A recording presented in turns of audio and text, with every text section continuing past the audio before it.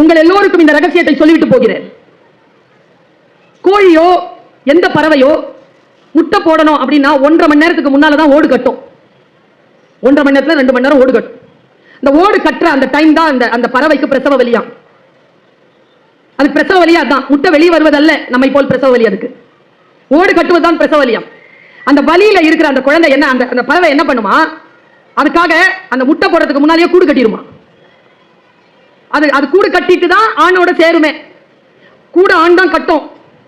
இந்த ப்ரொசீஜர் அந்த பறவைக்கு உண்டு. ஆனா ஒரு பறவை இருக்குது, ரொம்ப பாவம், குயில். அதுக்கு கூடு கட்ட தெரியாது. நினைச்சு பாருங்களேன், இயற்கை 1.5 மணி நேரத்துல நீ முட்டை போடணும்னு சொல்லிட்டு உள்ள வந்து ஓடு கட்ட ஆரம்பிக்கும் பொழுது அது என்ன செய்யும் தெரியுமா? ஐயோ, நான் படிச்சு ரொம்ப வியந்து போனேங்க. ஆண் குயில் இருக்குல்ல, அதனுடைய உதவியோடு போய் ஒரு மரத்துல உட்காந்துக்குமா பெண் குயில். ஆண் குயில் என்ன பண்ணுமா, அந்த மரங்கள்ல இருந்து எல்லா இடத்துலயுமே காக்கா கூட தேடுமாங்க. காக்கா கூடுனா சாதாரண கூடு இல்ல, முட்டை இருக்கிற காக்கா கூடு. ஏன்னா முட்டை இல்லாத காக்கா கூடுனா இது போட்டுச்சுன்னா அது கீழே தள்ளிடும். 1.5 மணி நேரத்துல இந்த போராட்டத்தை நினைச்சு பாருங்க. உங்களுக்கான போராட்டத்தை விட அதிகமானது குயிலுக்கான போராட்டம். தேடி கண்டுபிடிச்ச உடனே என்ன பண்ணுமா, அந்த பெண் காகத்தை சீண்டி பெண் காகத்தை தூரமா கூட்டிட்டு போமா. அந்த டைம்ல இந்த குயில் இருக்குல்ல, பெண் குயில் வந்து முட்டை போட்டுருமா.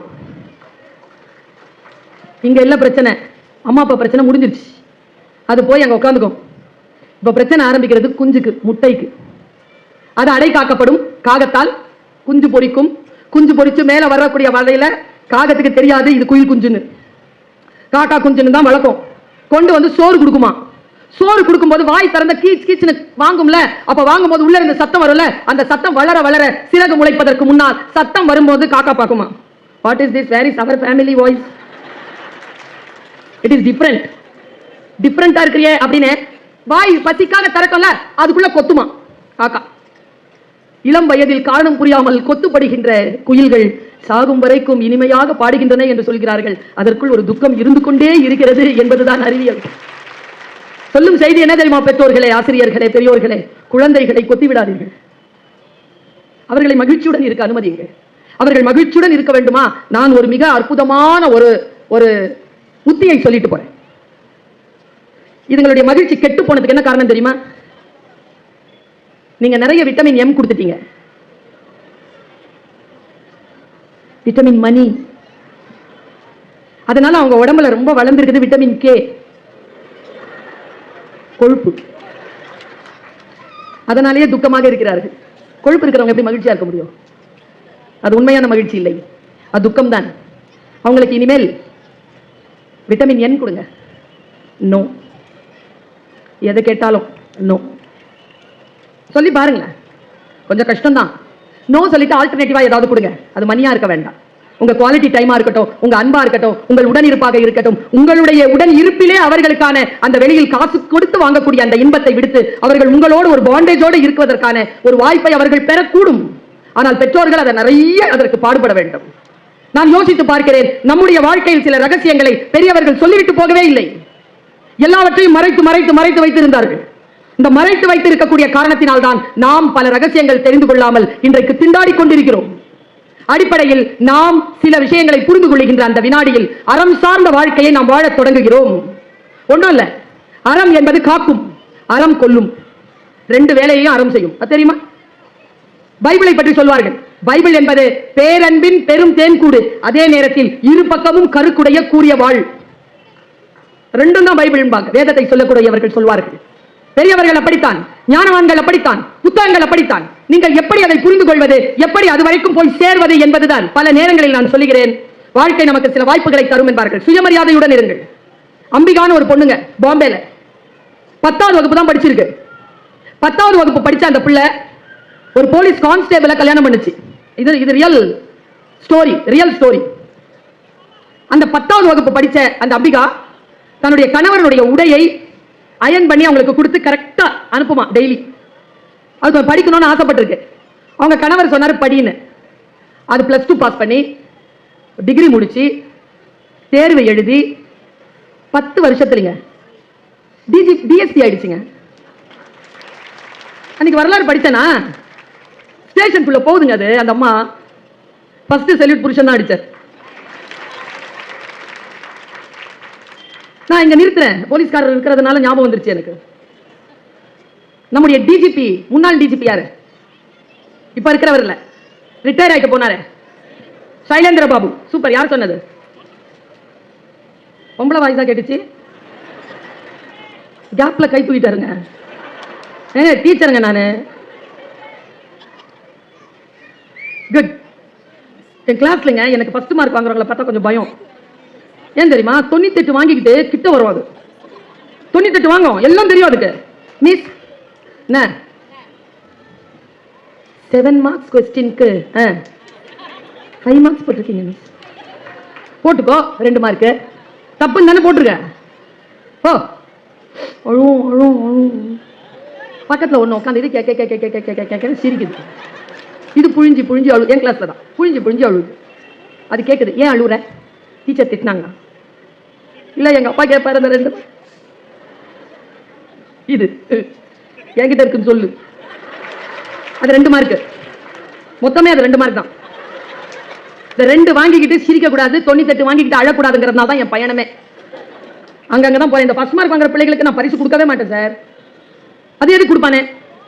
நான் சொல்றேன், இந்த புத்தக கண்காட்சியில சொல்றேன். இந்த புத்தக கண்காட்சியில சில பேரை பாராட்டுங்க. போய் கேளுங்க, டீச்சர்ஸ் இருக்காங்க, தருவாங்க, லிஸ்ட் தருவாங்க. கூர்ந்து கவனிங்க. எந்த குழந்தை சூப்பர் சார், இங்கெல்லாம் திருத்த முடியாது சார், உட்காருங்க சார். எங்க கொண்டு வரக்கூடாது அங்க கொண்டு வந்திருக்கீங்க, உட்காருங்க சார். கூட்டத்தில் பேப்பரை கொண்டு வந்திருக்கிறாரு, போகும்போதே திருத்திட்டு போவீங்களா? விளங்கிரும். சைலண்டா உட்காந்து தவத்துல திருத்துங்க சார். எங்க வாழ்க்கை சார் அது. நான் சொல்றேன் பாருங்களேன், இந்த இந்த விஷயங்கள் இருக்குல்ல, இந்த மார்க் வாங்குற விஷயம், இந்த டீச்சர்ஸ் கிட்ட கேளுங்க. அவர் சொல்றாருல டீச்சர், இந்த அவங்ககிட்ட கேளுங்க. இந்த ஃபர்ஸ்ட் மார்க் வாங்குறவங்கள ஏன் கொண்டாடிட்டே இருக்கு? அதுதான் ஃபர்ஸ்ட் மார்க் வாங்கிடுச்சுல, அது வாழ்க்கையில ஜெயிக்க போகுது இல்ல, அதை ஏன் கொண்டாடிட்டே இருக்கிற நீ? படிக்கிற நேரத்துல ஃபெயிலா போயிரும் சொல்லிட்டு ஃபெயில் ஆகிக்கிட்டே வந்து திடீர்னு பாஸ் மார்க் நோக்கி போய் ஜெயிக்குது பாருங்க, அந்த பிள்ளைங்களை கூப்பிட்டு பாராட்டுங்க. ஏன்னா குழந்தைகளுக்கு பாராட்டு ரொம்ப தேவைப்படுதுங்க. யாருக்கு? ஜெயிச்ச குழந்தைகளுக்கு இல்ல, ஜெயிக்க முடியாமல் தவித்துக் கொண்டிருக்கக்கூடிய குழந்தைகளுக்கு தான் பாராட்டு தேவைப்படுகிறது. அந்த குழந்தைகளை கூப்பிட்டு பாராட்டுங்க. நானும் அந்த குழந்தைகளை தான் பாராட்டுவேன். அதற்காக தான் என் பயணமே. நான் சொல்றேன் பாருங்க, பேரண்டிங்கிறதும் டீச்சரா இருக்கிறதுங்கிறதும் ஒரு பெரிய தவம். நிறைய டீச்சர்ஸ் வந்திருப்பீங்க, உங்க எல்லாரும் காலில் விழுந்து நான் கேட்டுக்கிறேன். நானும் டீச்சர் தான். நான் காலேஜ் டீச்சர் நினைக்காதீங்க, பிஎட் படிச்சிருக்கிறேன் நான் ரெகுலர்ல. ஆமா, கரஸ்பாண்டன்ட் கோர்ஸ்லாம் இல்ல, ரெகுலர்ல படிச்சிருக்கிறேன். நான் சொல்றேன் பாருங்க, உண்மையாவே ஆசிரியம் என்பது என்ன தெரியுமா? குற்றம் களைதல். நம்ம கிளாஸ்க்கு ஸ்டூடெண்ட் வருதுன்னா நம்ம அறிவை வாங்கிக்கிறதுக்காக வரல. எல்லா டீச்சர்களுக்கும் ஒரு வேண்டுகோள், உங்கள் அறிவை உங்கள் குழந்தைகளுக்கு தந்து விடாதீர்கள். அதுக்காக அவங்க வரல, தன் அறிவை அறிமுகம் செய்து கொள்வதற்காக வருகிறார்கள். அறிமுகம் செய்து வைங்கள். அந்த அறிமுகம் செய்து வைப்பதற்கு பெயர் தான் ஆசிரியம். அப்படி செய்யுங்களா? உங்க கிட்ட படிச்ச குழந்தை தோக்கவே தோக்காது, மார்க் குறைவா வாங்கும். எதெல்லாம் ஃபர்ஸ்ட் மார்க் வாங்கி இருக்குதோ அதெல்லாம் ஜெயிச்சுட்டு வரும். அத்தகைய ஆட்களை உருவாக்குவது, அதற்கு பேர் தான் நான் சொன்னேன் இந்த டிஜிபி சார். வாழ்க்கையில நான் சில விஷயங்களை மறக்கவே மாட்டேங்க. ரெண்டு விஷயத்தை மட்டும் சொல்லிட்டு போறேன். ரொம்ப மனசு வந்து எனக்கு பொங்கிக்கிட்டே இருக்கு, பரவச நிலையில் இருக்கிறேன். இந்த பரவசத்தோடு சொல்றேன், ஒரு 20 வருஷத்துக்கு முன்னால நானும் மேனாள் டிஜிபி சைலேந்திர பாபு அவர்களும் SBOAன்னு ஒரு ஸ்கூல் இருக்கு சென்னையில் அண்ணா நகர்ல, அந்த ஸ்கூல்ல போய் பேச போயிருந்தோம். நான் அவர் சீஃப் கெஸ்ட், நான் கெஸ்டா போனேன். ஏதோ மாத்தி ஏதோ அன்னைக்கு அவர் 20 நிமிஷம் பேசினாருங்க. அந்த 8 நிமிஷம் அவர் பேசின பேச்சு என் லைஃப்லயே மறக்க மாட்டேன்.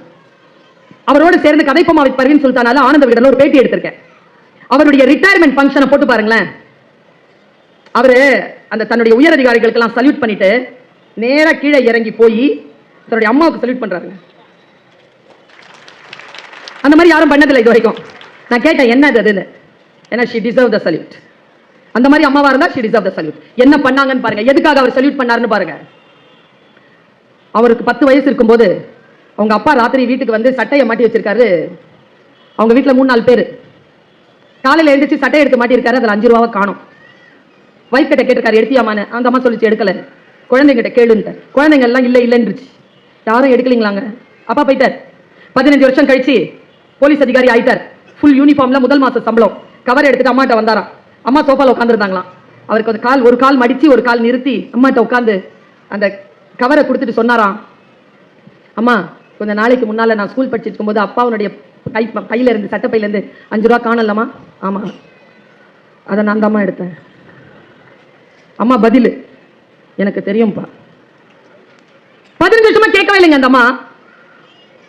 நான் எடுத்தது நீங்க பாத்தீங்களாமா? இல்லப்பா. பின்ன நான் எடுத்தேன்னு எப்படிமா உங்களுக்கு தெரியும்? நீ எடுத்தியான்னு நான் கேட்டேன்ல, நீ அப்ப நான் எடுக்கலன்னு சொன்னேன்ல, நான் அதை நம்பலப்பா அம்மா, நான் அதை நம்பலப்பா.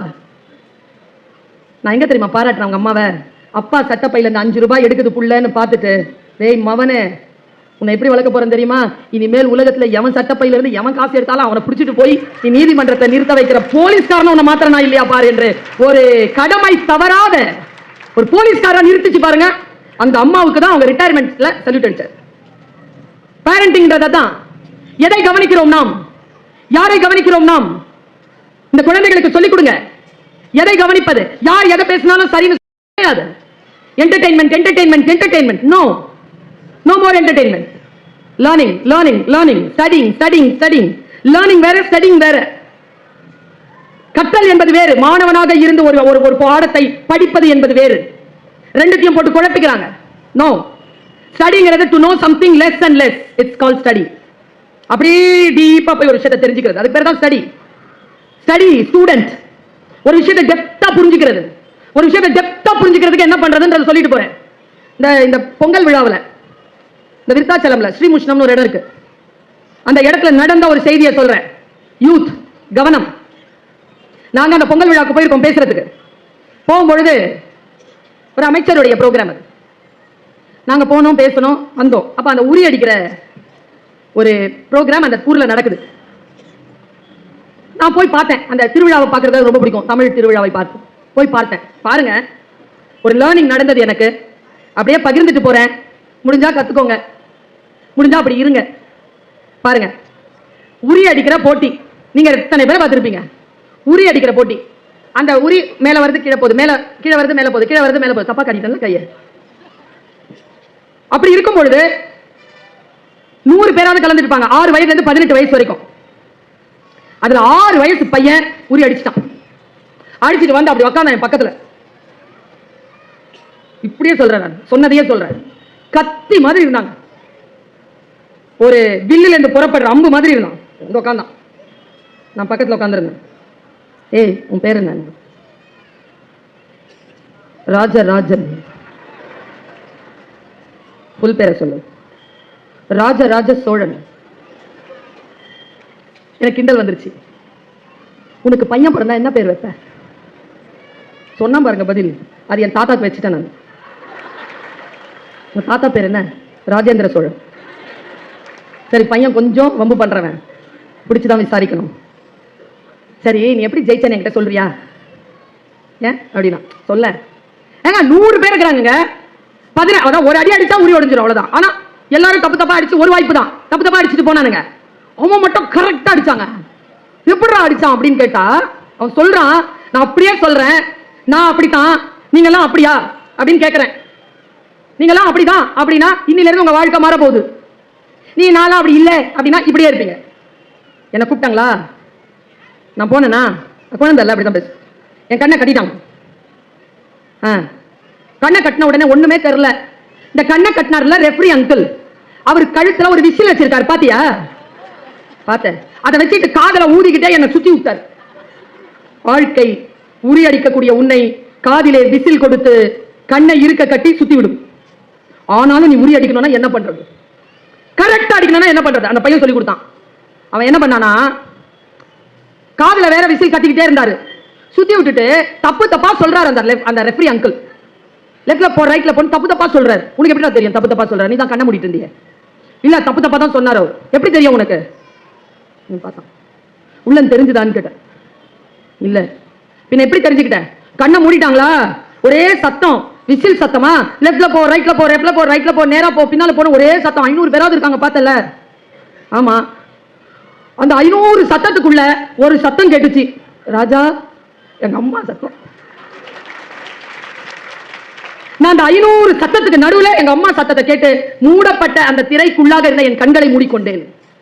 கான்சென்ட்ரேஷன் இங்க ஆன் ஆயிடுச்சு. கான்சென்ட்ரேஷன். யாரை கவனிக்க வேண்டுமோ, யார் வழி நடத்த போகிறார்களோ அவர்கள் மீது கவனம். அந்த புத்தகத்தின் மீது கவனம், அந்த பெரியவர்களின் மீது கவனம், அந்த சொல்லின் மீது கவனம், அந்த இலக்கின் மீது கவனம் வச்சுட்டாங்க. ராஜா லெஃப்ட்ல போ, போனா. ஒரு அடி முன்னால வா, வந்தான். கொஞ்சம் பின்னால போ, போனா. கையை உயர்த்தனா, அடிச்சிராத, அடிக்கல. மேல உரி வந்துட்டு போயிட்டு இருக்கு. கொஞ்சம் பின்னால போடா, போனா. கொஞ்சம் லெஃப்ட்ல போடா, கொஞ்சம் கொஞ்சம் மறுபடியும் ரைட்ல வாடா. என்னடா அவ்வளவு போயிட்ட? தன்னை சத்தத்துல அவங்க அம்மா சொல்றது கேக்குதுங்க அவனுக்கு. கைய உயர்த்துடா, அட்ராம அவனை இப்போ அப்படின்னா அடிச்சா உடஞ்சிருச்சு. அவன் சொன்னதுங்க. யார் பேச்சை கேட்பது? எப்படி அந்த கான்சென்ட்ரேஷனை எப்படி வைக்கிறது? 5 நிமிஷம் இல்லையே கான்சென்ட்ரேஷன், எவ்வளவு சீக்கிரமா உடம்பு பின்னி எடுக்குது. நான் சொல்லுகிறேன், வேகமான காட்சிகளை பார்த்து பழகினால் நிதானமான கவனம் அற்று போகும். வேகமான காட்சிகளை பார்த்து பழகாதீர்கள். முக்கியமா ரீல்ஸ் பார்க்கறத நிறுத்துங்க. நான் பேசுறதா இருந்தா கூட சரிதான், தொடர்ந்து ஒன்றை பார்த்துக் கொண்டே இருக்காதீர்கள், நிறுத்துங்கள். உங்கள் வாழ்க்கை உங்களை சந்திப்பதற்கு தயாராக இருக்கின்ற பொழுது அதை எப்படி சந்திப்பது? எங்க ஒண்ணும் இல்ல, நான் சாதாரணமா ஏற்கனவே மாணவர்கள் மத்தியிலும் பெண்கள் மத்தியிலும் விழிப்புணர்வுக்காக சொல்லுவதுதான், ஜஸ்ட் ரைஸ் क्वेश्चन. ஏன் என் வாழ்க்கை இப்படி இருக்கிறது? ஏன் இப்படி இருக்கக்கூடாது? எதற்காக இப்படி மாறி போனது? எப்படி என்று கண்டுபிடிங்கள். கஞ்சி குடிப்பதற்கு இலார், அதன் காரணம் இன்னதென்று அறியும் திறனிலார். தெரிஞ்சா கஞ்சி வந்துரும். ரொம்ப கடுமையான வார்த்தைகளை சொல்கிறேன், இலகுவாக புரிந்து கொள்ளுங்கள். உன் காரணங்களால் நீ தோற்கடிக்கப்படும் பொழுது அந்த காரணங்களின் மீது மட்டும் உனக்கு சந்தேகம் வராதது ஏன் ரூமி? அந்த காரணங்களின் மீது மட்டும் உனக்கு சந்தேகம் வருவதே இல்லை. மற்ற எல்லா விஷயங்களின் மீதும் உனக்கு அடுத்தவர்களை பார்த்து சந்தேகம் வருகிறது. உன் மீது உனக்கு சந்தேகம் வருவதே இல்லை. என்றைக்கு உன் மீது உனக்கு சந்தேகம் வருகிறதோ அன்றைக்கு நீ எழத் தொடங்குகிறாய். அன்றைக்கு நீ உன் வாழ்க்கையை வித்தியாசமாக பார்க்க தொடங்குகிறாய். எல்லாத்தையும் பிளான் பண்ணுவோம், கரெக்டா எக்ஸிக்யூட் பண்ணவே மாட்டோம்.